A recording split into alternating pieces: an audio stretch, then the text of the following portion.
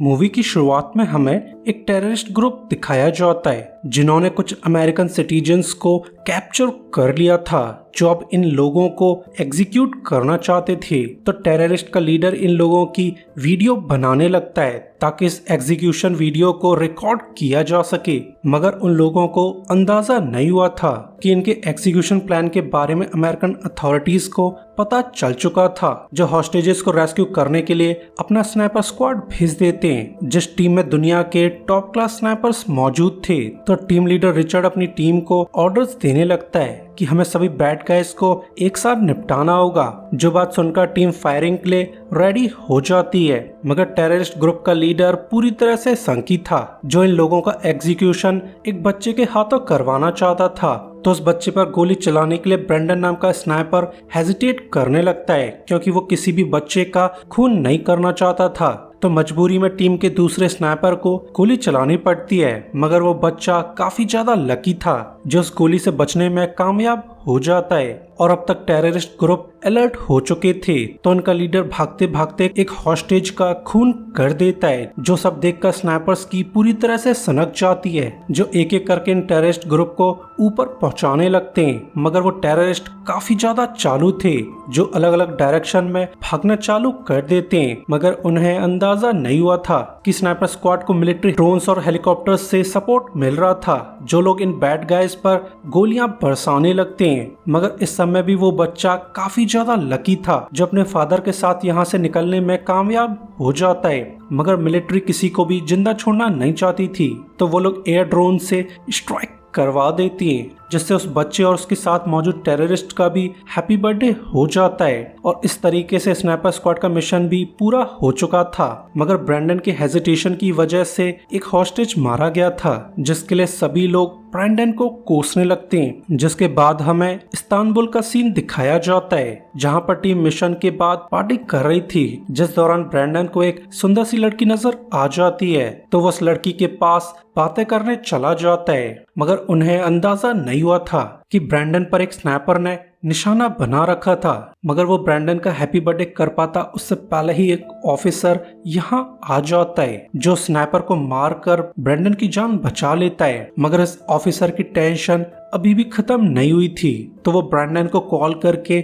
मिलने के लिए बुला लेता है। तो ब्रेंडन अपने सुपीरियर मेजर बिटवेल को देखकर काफी ज्यादा खुश था, तो बिटवेल उसे रिमाइंड कर देता है कि तुम्हारे पूरे स्नाइपर स्क्वाड पर बाउंटी रख दी गई है, यानी दुनिया भर के स्नाइपर्स तुम्हें टारगेट करने वाले हैं, तो बेहतर होगा तुम अलर्ट रहो। जिस बात पर ब्रेंडन ध्यान नहीं देता है, जिसके बाद पूरा स्नाइपर स्क्वाड एक जगह पर इकट्ठा हो जाता है क्योंकि अब उन्हें न्यू मिशन असाइन किया जाना था, जिसके लिए उनका सुपीरियर कर्नल उन्हें रिमाइंड कर देता है कि अब तुम लोगों को जॉर्जिया जाना होगा। जो बात सुनकर पूरी टीम काफी ज्यादा कंफ्यूज थी, पर तभी यहाँ पर वो लड़की आ जाती है जिसे ब्रेंडन इम्प्रेस करने की कोशिश कर रहा था। तो ब्रेंडन इस लड़की को यहाँ देखकर काफी ज्यादा सरप्राइज था कि रॉबिन असल में एक हाई क्लास एनालिस्ट है। तो रॉबिन उन्हें क्लियर कर देती है कि वो भी टीम के साथ मिशन पर जाने वाली है। साथ ही टीम को जॉर्जिया में एक पाइपलाइन को प्रोटेक्ट करने का मिशन दिया गया है। जिस बात को सुनकर ब्रेंडन काफी ज्यादा कंफ्यूज था, तो रॉबिन उन्हें क्लियर कर देती है कि हाल फिलहाल में पाइपलाइन के इंजीनियर्स को एक एक करके मारा जा रहा है। जिन अटैक्स को अंजाम देने वाला आदमी रोशन नाम का स्नाइपर है, जो कि दुनिया का टॉप स्नाइपर होने के साथ साथ एक टेररिस्ट ग्रुप का लीडर भी है, यानी एक टेररिस्ट ग्रुप उस पाइपलाइन को डिस्ट्रॉय करना चाहता है। तो टीम को जॉर्जिया जाकर इस टेररिस्ट ग्रुप को खत्म करना होगा, मगर अभी भी टीम हेजिटेट कर रही थी क्योंकि उन्हें काफी बड़े एरिया पर नजर रखनी होगी। तो रॉबिन उन्हें क्लियर कर देती है कि इस काम के लिए हमें एयर ड्रोन से सपोर्ट मिलने वाला है। तो ब्रीफिंग पूरी होने के बाद ये लोग मिशन पर जाने के लिए रेडी हो जाते हैं, मगर जाने से पहले बिटवेल उसे क्लियर कर देता है कि तुम एक स्नाइपर हो और एक स्नाइपर को गोली चलाने से पहले हेजिटेट नहीं करना चाहिए। जिसके बाद हमें जॉर्जिया का पंपिंग स्टेशन दिखाया जाता है जहां पर टीम अपने मिशन के लिए आ चुकी थी क्योंकि इस पंपिंग स्टेशन को प्रोटेक्ट करने का काम उनकी टीम को दिया गया था। साथ ही मिलिट्री ड्रोन से पाइपलाइन पर नजर रखी जा रही थी। तो रॉबिन टीम के पास आकर उन्हें उनका पहला मिशन असाइन करने लगती है कि इस पाइपलाइन प्रोजेक्ट का जायजा लेने के लिए किलियन ग्रम नाम का आदमी यहाँ आने वाला है, जो कि असल में दुनिया का सबसे बड़ा ऑयल टाइकून है। तो इंटेल के हिसाब से हमें पता चल चुका है कि टेररिस्ट ग्रुप किलियन ग्राहम को टारगेट करने वाले हैं, क्योंकि किलियन के मरते ही ये प्रोजेक्ट खत्म हो जाएगा।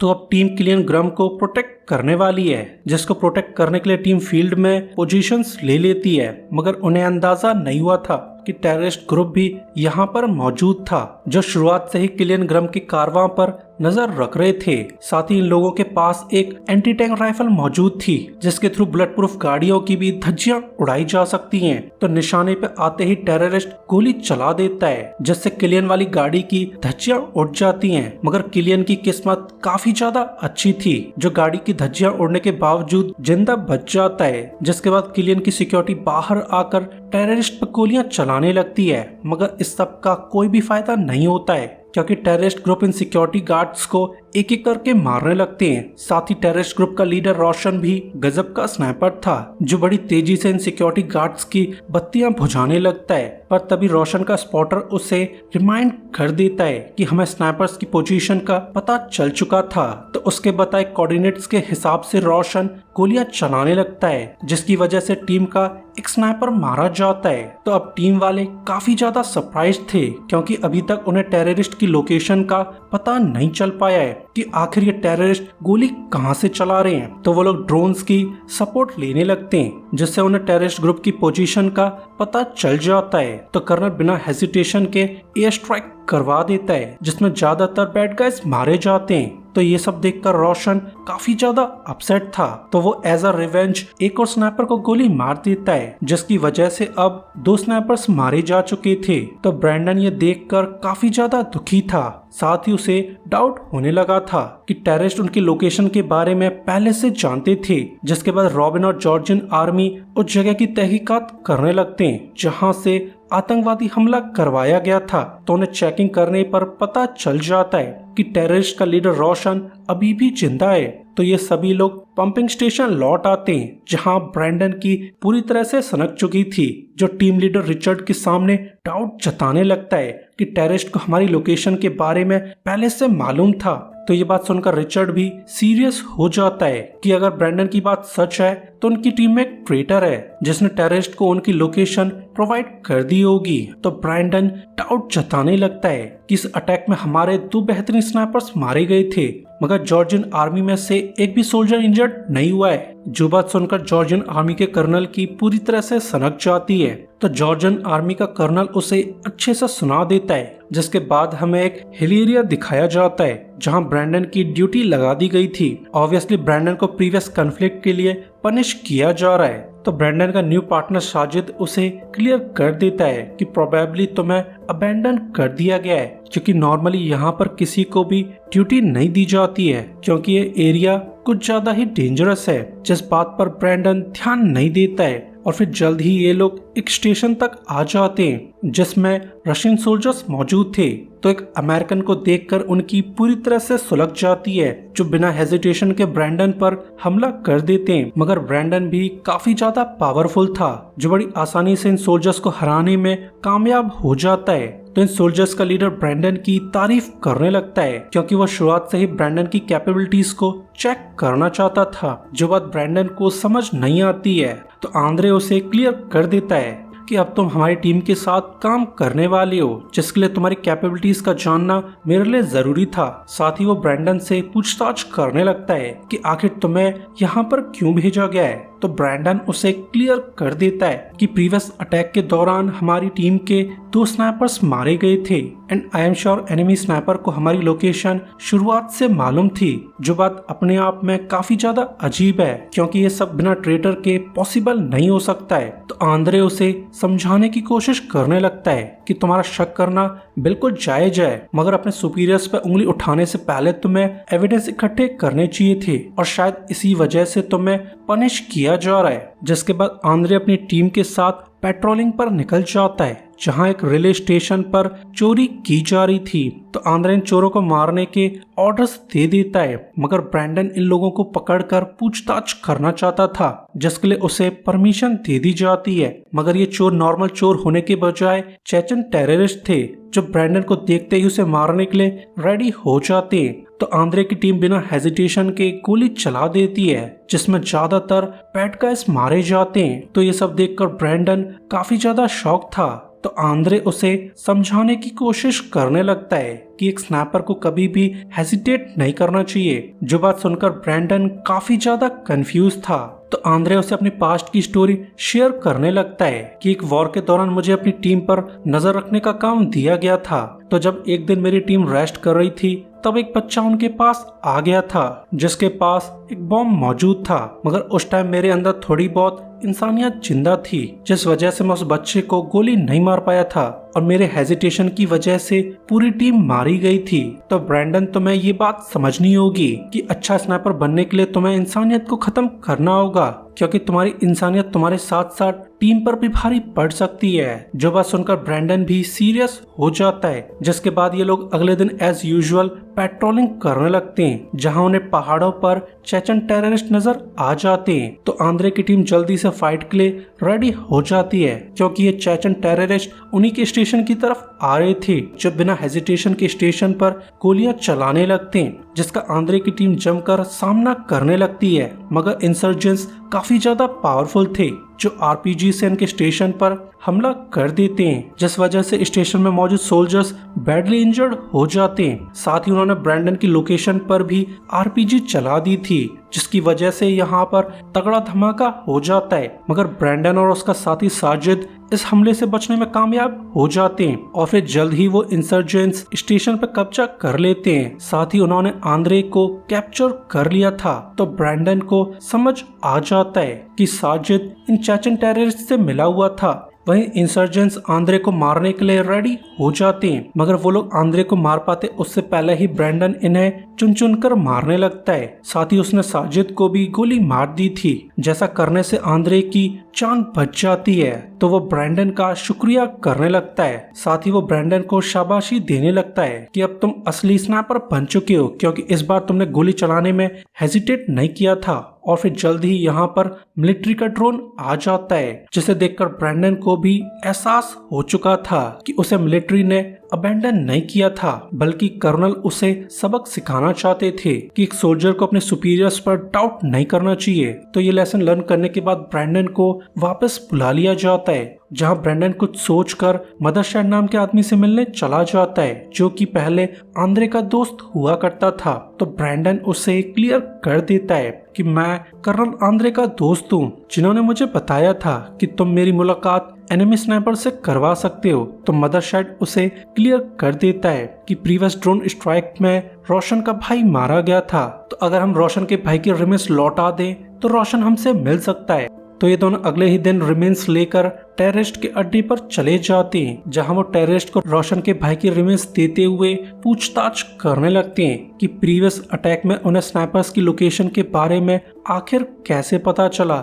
जिस बात का रोशन उन्हें कोई भी जवाब नहीं देता है। मगर ब्रैंडन ऐसे ही खाली हाथ जाना नहीं चाहता था तो वो अपनी टीम में मौजूद ट्रेटर के बारे में पूछताछ करने लगता है, जो बात रोशन को पसंद नहीं आती है। मगर उन लोगों को अंदाजा नहीं हुआ था कि एक ड्रोन के थ्रू कर्नल इस सब पर नजर रख रहे थे जो सिचुएशन खराब होते ही एयर स्ट्राइक के ऑर्डर्स दे देते। मगर जब ड्रोन इन पर फायर करता है तब टेररिस्ट को पता चल गया था जो इस धमाके से बचने में कामयाब हो जाते हैं। साथ ही इस धमाके ने ब्रैंडन और मदरशेड की जान बचा ली थी जो फिर अपने स्टेशन लौट आते हैं। मगर अब उनको अच्छे से सुनाया जा रहा था जहां रॉबिन उनकी क्लास लगाने लगती है कि तुम लोग बिना परमिशन रोशन से मिलने क्यों गए थे। तो ब्रैंडन उन्हें क्लियर कर देता है कि प्रीवियस अटैक में एनिमी स्नाइपर को हमारे बारे में पहले से पता था, जिस बात से मुझे डाउट होने लगा था कि टीम में कोई ट्रेटर मौजूद है। तो ये बात सुनकर रॉबिन काफी ज्यादा कंफ्यूज थी। तो ब्रैंडन उसे क्लियर कर देता है कि प्रीवियस कन्वर्सेशन के दौरान मैंने टेररिस्ट पर एक अजीब तरह की डिवाइस देखी थी जिसे सैटेलाइट अपलिंक के लिए यूज किया जाता है। पॉसिबली उन लोगों ने हमारे ड्रोन्स को किसी तरह से हैक कर लिया होगा जिस वजह से वो लोग हमारी लोकेशन का पता लगा सकते हैं। मगर रॉबिन को उसकी बातों पर भरोसा नहीं होता है कि कोई टेररिस्ट उनके ड्रोन नेटवर्क को हैक कर सकता है, जिसके कुछ दिनों बाद टीम अगले मिशन के लिए रेडी हो जाती है, क्योंकि इंटेल के हिसाब से टेररिस्ट ग्रुप पास के गांव को मैसेकर करने वाले थे। मगर उन लोगों को अंदाजा नहीं हुआ था कि टेररिस्ट ग्रुप को उनके बारे में पहले से पता चल चुका था, क्योंकि उन्होंने यूएस मिलिट्री के ड्रोन्स को हैक कर लिया था, जिसके थ्रू वो सभी स्नाइपर्स को ट्रैक कर रहे थे। और फिर जॉर्जियन आर्मी जंगलों में तलाशी लेने लगती है, तो बैड गाइज उन लोगों पर गोलियां चलाने लगते हैं, जिससे जॉर्जियन आर्मी के काफी सोल्जर्स मारे जाते हैं। साथ ही रोशन भी गोलियां चलाने लगता है, जिससे टीम की एक स्नाइपर मारी जाती है। तो ये सब देखकर टीम काफी ज्यादा अपसेट थी।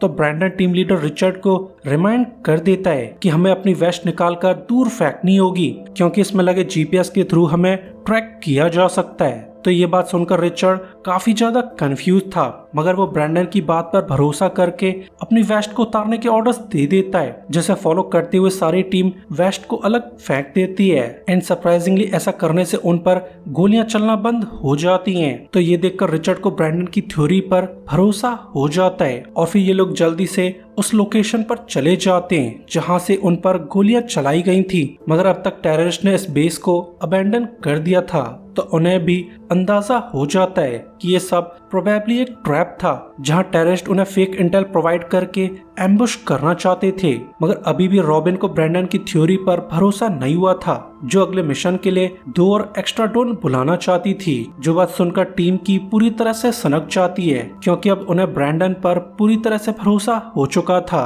तो वो लोग कर्नल से रिक्वेस्ट करने लगते हैं, जो उनकी बातें सुनकर परमिशन दे देता है कि तुम लोग बिना जीपीएस पहने अगले मिशन पर जा सकते हो। तो टीम खराब मोड में होने के बावजूद काम पर लग जाती है, क्योंकि न्यू इंटेल के हिसाब से उन्हें टेररिस्ट ग्रुप के बेस कैंप का पता चल चुका था।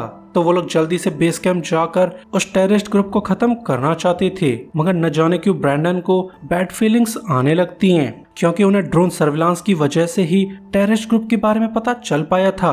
तो ब्रैंडन को एहसास हो जाता है कि टेररिस्ट ग्रुप ने ड्रोन्स को पहले से हैक कर लिया था, तो वो प्रोबेबली हमें फेक इंटेल फीड कर रहे होंगे, जो टीम को बेवकूफ बनाकर पंपिंग स्टेशन से दूर करना चाहते हैं। और शायद इसी चीज का टेररिस्ट फायदा उठाना चाहते हैं, क्योंकि वो लोग शुरुआत से ही स्नाइपर टीम के बजाय पंपिंग स्टेशन को टारगेट करना चाहते हैं, जहां पर ऑयल टाइकून किलियन ग्राम मौजूद है। तो ये बात सुनकर रिचर्ड भी सीरियस हो जाता है, क्योंकि उसे इस पॉसिबिलिटी का एहसास हो चुका था कि ब्रैंडन बिल्कुल सही है। तो वह जल्दी से पंपिंग स्टेशन लौटने के ऑर्डर्स दे देता है। एंड सरप्राइजिंगली ब्रैंडन बिल्कुल सही था, क्योंकि पंपिंग स्टेशन को बैड गाइस ने घेर लिया था, जो जॉर्जियन आर्मी पर अंधाधुंध गोलियां चलाने लगते हैं, जिनके धूम धड़ाके से कर्नल और रॉबिन को भी एहसास हो जाता है कि उन्हें ब्रैंडन की बातों पर भरोसा कर लेना चाहिए था, क्योंकि अब तक उन्हें भी समझ आ चुका था कि टेररिस्ट ग्रुप ने उनके ड्रोन्स को हैक कर लिया होगा। जिसके बाद जॉर्जियन आर्मी और टेररिस्ट के बीच में